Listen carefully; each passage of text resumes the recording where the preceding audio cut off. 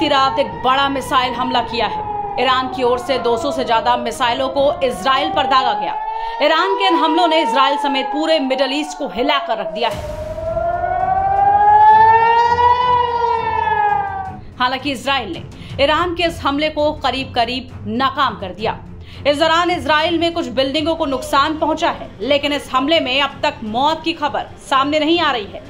Iran के Israel पर किए गए इस हमले के बाद रूस ने इस हमले पर बड़ा बयान दिया है। ईरान के हमले के बाद रूस ने अमेरिका पर करारा वार करते हुए इसके लिए सीधे सीधे अमेरिका को जिम्मेदार ठहराया है।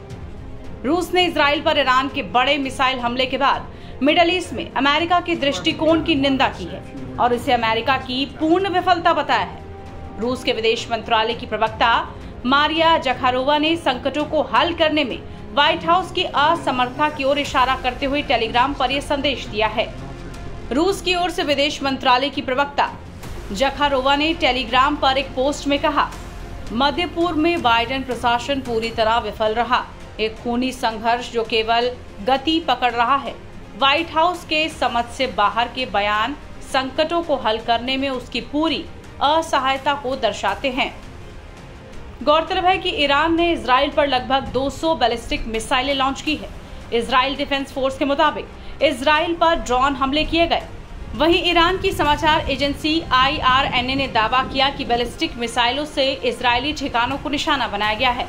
इस बीच अमेरिका और ब्रिटेन ने इजराइल का समर्थन करने का ऐलान किया। IDF के मुताबिक इजरायली सीमा की रक्षा के लिए सेना मुस्तैद है। हाल ही में इजराइल ने सीरिया में ईरान के वाणिज्य दूतावास के हिस्से को निशाना बनाया था, जिसके बाद इसे ईरान की ओर से जवाबी कार्रवाई माना जा रहा है। इस हमले के बाद से ही अमेरिकी प्रशासन की रणनीति पर सवाल उठाए जा रहे हैं। आलोचकों का तर्क है कि बाइडेन प्रशासन की रणनीति शुरू से ही गलत थी, जिसमें ईरान को रोकने पर बहुत अधिक ध्यान केंद्रित किया गया है, जबकि इजराइल को तनाव बढ़ाने की अनुमति दी गई है। इस दृष्टिकोण ने प्रतिशोध के खतरनाक चक्र को जन्म दिया है और इस क्षेत्र को युद्ध के कगार पर ला दिया है। इस बीच नेतन्याहू ने ईरान को इस हमले का जवाब देने की बात कही। फिलहाल सबकी नजरें इजराइल पर टिकी हुई हैं कि आखिर कब इजराइल ईरान को इस हमले का जवाब देता है। जो ईरान ने अभी 180 के करीब बैलिस्टिक मिसाइल इजराइल पे मारी हैं, वो बहुत बड़ी गलती की है। और वो गलती इसलिए है क्योंकि अभी तक इजराइल ने पहले ही कहा था कि वो पहला वार नहीं करेगा ईरान के ऊपर। अब ईरान ने ये जो मिसाइल फायर करके इजराइल को अब खुली छुट्टी दे दी है उसके कि भाई वो जहां पे मर्जी, जब मर्जी और जिस टाइम पे उसकी मर्जी है वो वहां ईरान को अटैक कर सके। ईरान बहुत ही वल्नरेबल है। उसके पोर्ट्स हैं, उसकी न्यूक्लियर फैसिलिटीज हैं, उसका इंडस्ट्रियल कॉम्प्लेक्स है। वो सारा का सारा जो है अब वो इजराइल के टारगेट में है, इजराइल की साइट्स में है। और उसका जो अटैक होगा इजराइल का, जैसे हमने देखा लेबनान के अंदर, उससे किस तरीके से हिजबुल्लाह का सारा जो काडर है, साथ में उसके जो लीडर्स हैं, उन सबको मार गिराया है किस तरीके से। और उसी तरीके से अब ईरान के ऊपर भी वो वार करेगा। और ईरान को इजराइल के इस वार से बचना बहुत मुश्किल है। और ये अब जो लगता है कि जिस हिसाब से ये इनका जो अब लड़ाई ये ईरान ने दोबारा शुरू कर दी है इजराइल के साथ में, डायरेक्ट कन्फ्रंटेशन जो ली है, ये लगता है कि अब जो हमारी पूरी की पूरी मिडिल ईस्ट के अंदर लड़ाई जो है वो और बढ़ती जाएगी। इजराइल का जो सबसे प्रिय और सबसे बड़ा मित्र है वो है अमेरिका।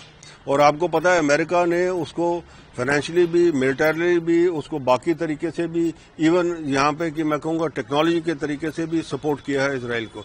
और इजराइल के साथ वो हमेशा खड़ा रहा है। जब भी ये मिडिल ईस्ट में कभी भी कोई जंग या कोई ऐसी बात हुई है, जो अमेरिका है वो इजराइल के साथ खड़ा होकर इजराइल को पूरी मदद करता रहा है। वो चाहे मिलिटरीली मदद है, चाहे वो मिसाइल्स हैं, चाहे वो उसके ड्रोन्स हैं, चाहे उसका जो ये शील्ड है जो उसने बनाया है, आयरन डोम जिसको कहते हैं, वो उसको मिसाइल से बचने के लिए, वो भी अमेरिका के जो सहयोग के साथ ही है। तो अमेरिका ने जो बाइडेन उनके प्रेसिडेंट ने जो कहा है, बिल्कुल सही कहा है।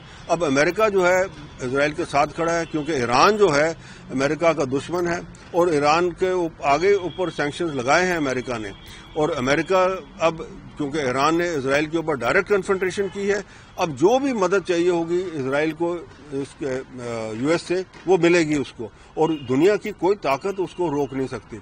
और अब लगता ये है कि अब जैसे कि हमने सोचा था कि अगर यहाँ पे ये कन्फ्रंटेशन डायरेक्ट हो जाएगी ईरान और इजराइल की, तो थर्ड वर्ल्ड वॉर होने का भी चांसेस है, क्योंकि पीछे हमने देखा रशियन प्रेसिडेंट पुतिन ने पहले इजराइल को वार्न किया कि भाई जो ग्राउंड अटैक उन्होंने किया लेबनान के ऊपर वहां से फोर्सेस हटा लें, नहीं तो वहां नतीजा खराब होगा।